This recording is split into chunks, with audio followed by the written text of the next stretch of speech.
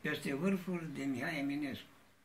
Peste vârful trece lună, codul își bate frunza alin, dintre ramuri de arin melancolic cornul sună. Mai departe, mai încet, tot mai încet, sufletul nemughet îndulcit cu dor de moarte. De ce taci când fermecată inima spre tine întorn? Mai sunavi dulce cor pentru mine vreodată?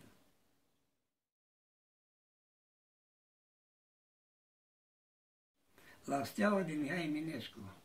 La steaua care răsărit e o cale atât de lungă, că mii de ani au trebuit luminii să ne ajungă.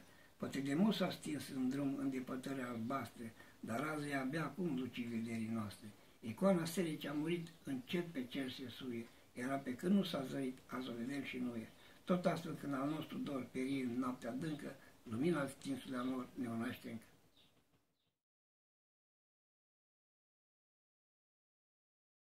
Dintre sute de catarge de Mihai Eminescu, dintre sute de catarge care lasă malurile, câte oare le vor sparge vânturile, valurile, dintre păsări călătoare ce străbat pământurile, câte le vor nece oale, valurile, vânturile.